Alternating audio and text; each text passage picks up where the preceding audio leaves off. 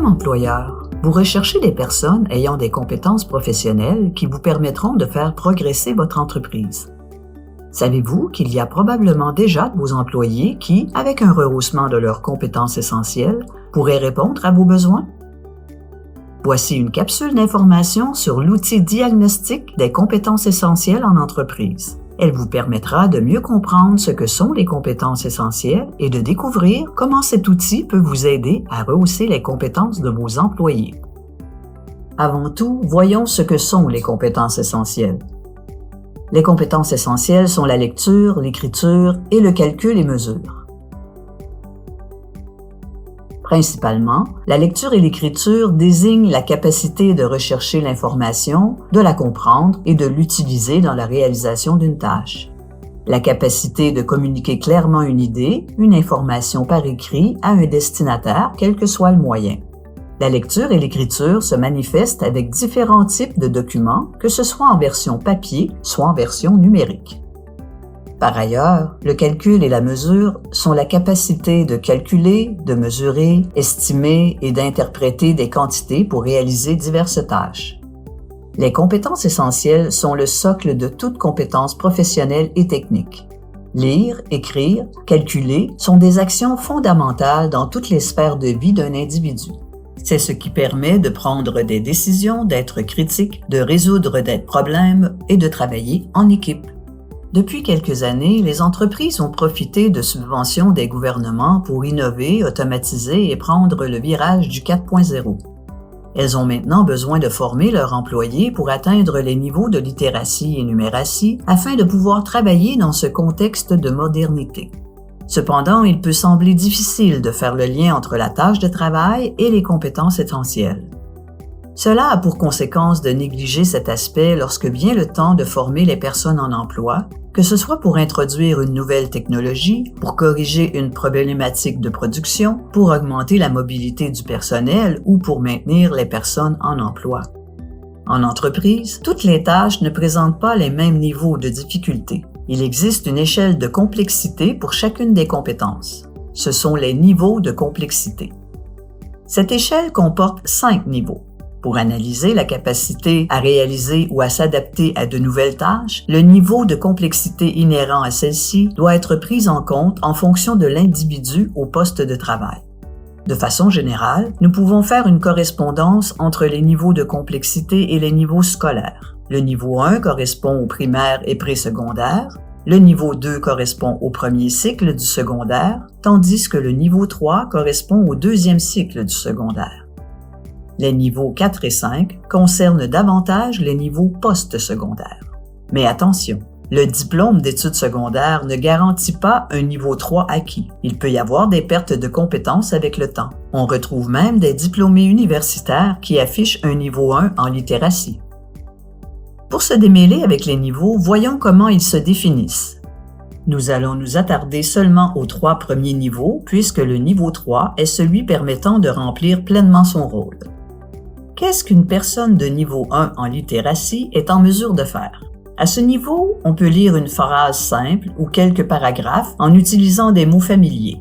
L'information recherchée devra clairement être donnée dans le document très court et simple. La personne de niveau 1 n'en comprendra pas nécessairement le sens. En écriture, on rédigera des phrases très simples seulement.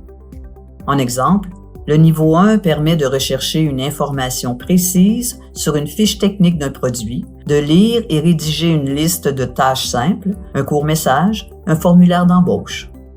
La nouveauté peut engendrer de l'anxiété. C'est pourquoi la personne de niveau 1 exigera beaucoup de support pour s'adapter à de nouvelles consignes. Au niveau 2, on apprécie les tâches répétitives.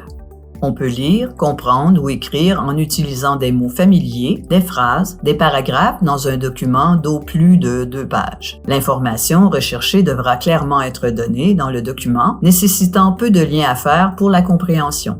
En exemple, lire ou rédiger une procédure de travail, un rapport quotidien, lire et comprendre un talon de paie, lire et rédiger un courriel destiné aux collègues, lire et comprendre des règles de sécurité, des modes d'emploi. Les personnes de niveau 2 exécutent bien la tâche technique, mais gare au changement. Un accompagnement est nécessaire. Au niveau 3, on a plusieurs cartes dans son jeu. On peut lire des phrases, des paragraphes contenant des mots techniques et des concepts plus abstraits dans un document de plus de 2 pages. L'information recherchée n'est pas clairement donnée dans le document, nécessitant de faire des liens. En exemple, on peut comparer les fiches techniques de 2 produits pour apprécier la qualité. On peut utiliser un guide d'entretien pour en dégager des procédures de travail. On peut utiliser le guide du compagnon pour superviser un apprenti et rédiger un rapport d'accident comportant un niveau de complexité supérieur. En somme, le niveau 3 assure une plus grande polyvalence de confiance et une plus grande capacité d'adaptation, nécessitant un soutien de base. Mais attention, les mises à jour sont nécessaires pour maintenir ce niveau. Le calcul et la mesure. Au niveau 1, on peut être en mesure de faire des calculs simples, sans formule, d'utiliser des outils de mesure comme une balance, un thermomètre, un cadran de pression, un ruban à mesurer. Souvent, on doit fournir les données pour effectuer les opérations. L'interprétation d'un tableau ou d'un graphique représente un défi pour les personnes de niveau 1. Comme pour la littératie, le niveau 1 implique des limites dans son adaptation au changement. Au niveau 2, en calcul et mesure, on utilise les formules qui sont fournies pour calculer différentes données comme la surface d'un plancher, la quantité de matériel en inventaire, les proportions de mélange, en autant que ces tâches soient répétitives.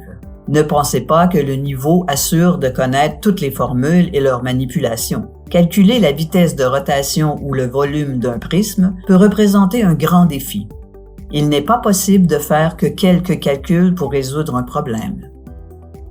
Le travailleur ou la travailleuse de niveau 3 en calcul et mesure est habile pour résoudre des problèmes comportant plusieurs opérations, de concevoir des procédés mathématiques, d'utiliser des outils de mesure complexes.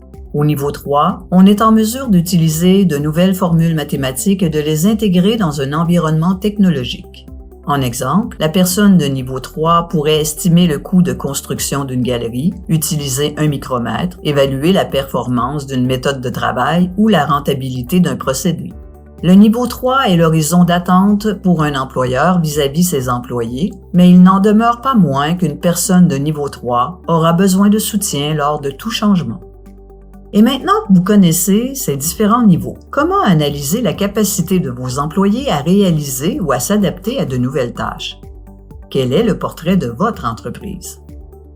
Pour vous aider, un outil diagnostic a été créé, l'outil diagnostic des compétences essentielles en entreprise. Cet outil permet aux entreprises d'établir le potentiel de rehaussement de lecture, d'écriture et de calcul nécessaires à l'accomplissement des tâches régulières des travailleurs pour un poste de travail donné. En toute simplicité, l'outil permet de choisir un ensemble de contextes de travail correspondant le plus possible au poste de travail visé. Un questionnaire est généré et distribué aux individus concernés afin qu'ils y répondent. Par autocorrection, un bilan des acquis de l'employé et du poste de travail indique les besoins de rehaussement des compétences essentielles. Il est alors facile de présenter une demande de formation bien précise. L'outil diagnostic peut générer des questionnaires pour chaque poste de travail de l'entreprise. Il peut être utilisé dans différentes circonstances. À l'embauche, lors d'une mobilisation de personnel, lors d'un changement organisationnel, à l'implantation d'une nouvelle technologie ou toute situation pour améliorer la productivité. Pour avoir accès à cet outil, il vous suffit de communiquer avec nous au lien suivant. Vous y trouverez un guide et une capsule autoportante pour bien utiliser l'outil. Vous pouvez aussi communiquer avec les services aux entreprises de votre région pour obtenir un accompagnement personnalisé. En résumé, vous venez de voir que les compétences essentielles font partie intégrante de toute tâche en entreprise. Une fois la lacune des compétences essentielles cernée, la formation conçue et mise en œuvre, les entreprises remarquent souvent qu'elles obtiennent un meilleur rendement économique, de meilleurs résultats opérationnels, une amélioration de la participation, du climat de travail, de la mobilisation et du travail d'équipe. Au bout du compte, tout le monde en ressort gagnant. Voilà pourquoi les compétences essentielles sont essentielles pour vous et votre main-d'œuvre.